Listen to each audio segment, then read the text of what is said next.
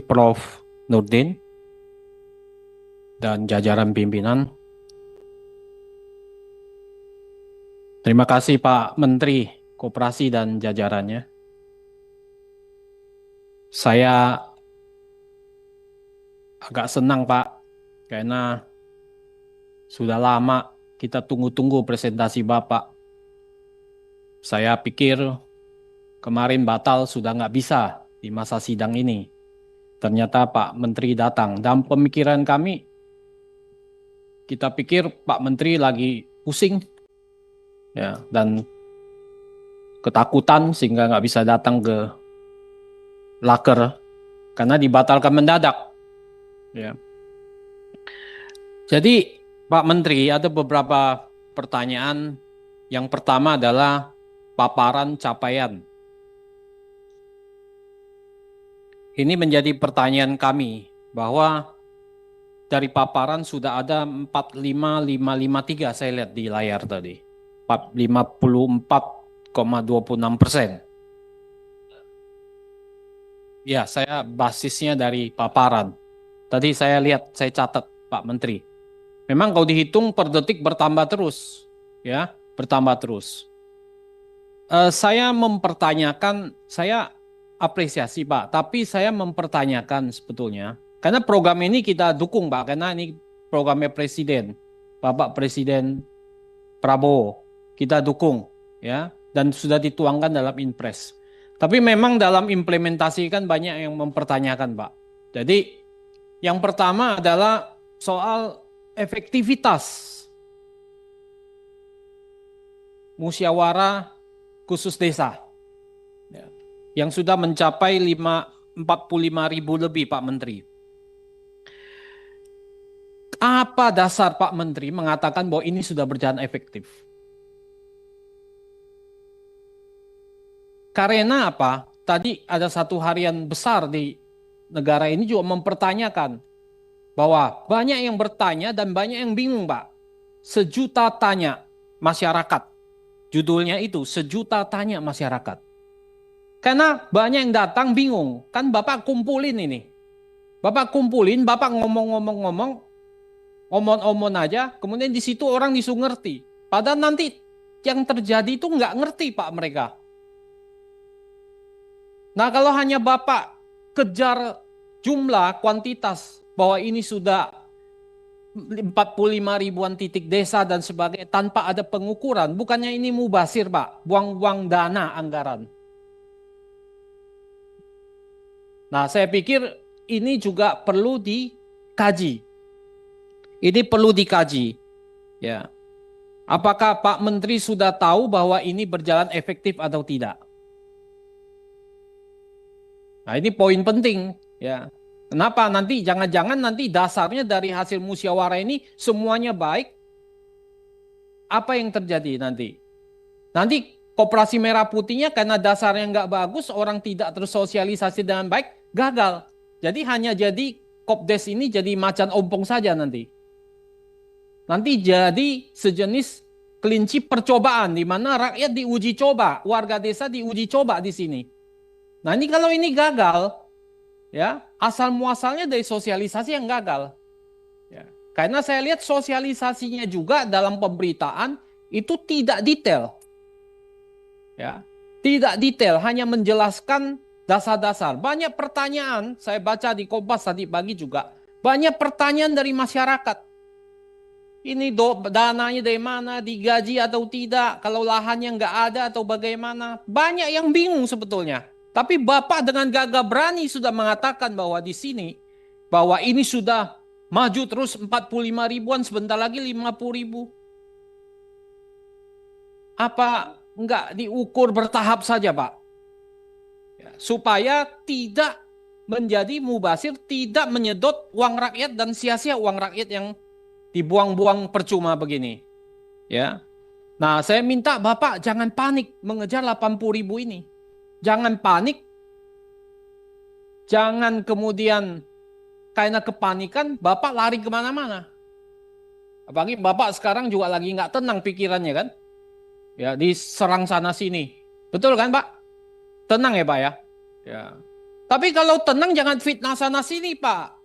Jangan fitnah partai kami, Pak. Ini nggak bagus, Pak. Gitu. Saya lihat karena Bapak fitnah sana sini, itu Pak membuktikan. Prof, kita fokus saja. Iya enggak, ini nyambung. Karena Ini itu nanti. membuktikan mental Bapak lagi panik. Gitu.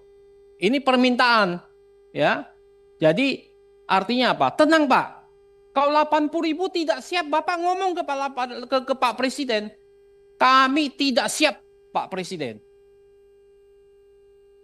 Nggak mungkin siap ini 80.000. Kalau hanya kosmetik saja 80.000 ini, ya nggak ada gunanya. Nggak ada gunanya, Pak Menteri. Ya kan? Nah ini saya minta efektivitasnya bagaimana, Pak? Mohon nanti diukur dengan pasti. Tadi udah banyak berita kan muat kan Pak Menteri tahu kan?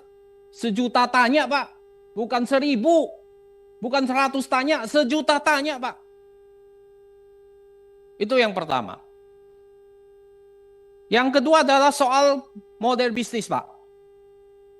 Saya cari-cari model bisnis Bapak sampai sekarang itu belum saya temukan, Pak. Terus terang. Bapak tahu pengertian model bisnis itu seperti apa? Bukan yang Bapak paparkan, Pak. Bapak kan sudah baca, Bapak pendidikannya tinggi juga, pengalamannya full gitu. Betul kan, Pak? Ya. Model bisnis apa yang Bapak ingin sampaikan? Di dalam itu kan nanti dibuat kanvas bisnis model itu. Betul kan Pak Wamen? Kanvasnya nggak ada. Coba Bapak baca teori-teori buku tentang bisnis model, Pak. Bukan isinya cuma jenis, gerai-gerai, bukan begitu, Pak. Kemudian kalau Bapak masuk ke wilayah yang bisnis yang nggak ada diferensiasinya, homogen, di situ yang terjadi red ocean, Pak. Bukan blue ocean, nanti perang. Perang harga samudra, bukan samudra biru, samudra merah, Pak, penuh darah. Karena homogen, tidak ada diferensiasi. Nah, bisnis model itu kita nggak dapatkan.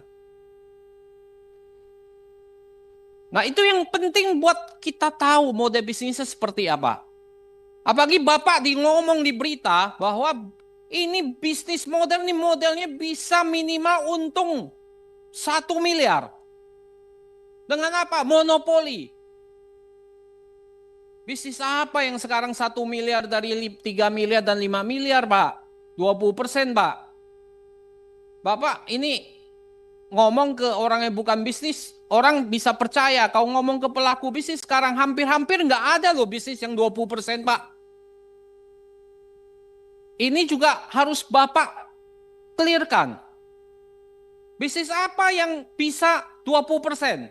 Kalau bisnis judol bisa 50%, Pak. Judi online.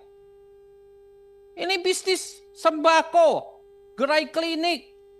Itu homogen semua, Pak, sembako, Pak. Bapak tahu dari 25 BUMDes yang paling berhasil dari 25 BUMDes, itu ada di bidang apa? 56% itu keuangan, Pak. Keuangan, Pak, 56%, Pak. Ini catatan.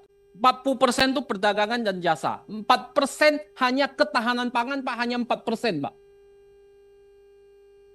Dari BUMDes. Kita ambil contoh BUMDes saja. Yang bisa bagi hasil BUMDes yang 67.333 BUMDes tidak bisa bagi hasil, Pak. Nol. Bapak tahu nggak? Nah, ini merah putih ini bagaimana? BUMDes saja yang bisa menghasilkan bagi hasil di atas 1 miliar hanya 26 BUMDes dari 80.000 BUMDes. Bapak bisa bayangkan betapa perang di bawah, apa yang terjadi di bawah.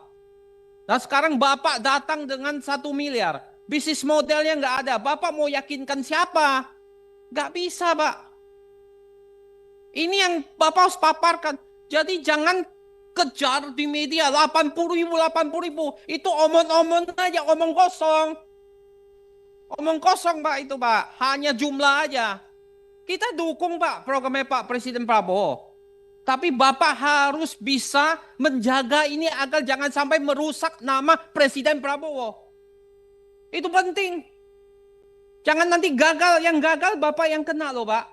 Menteri Koperasi Budi Ari yang sangat terkenal fenomenal ini sekarang.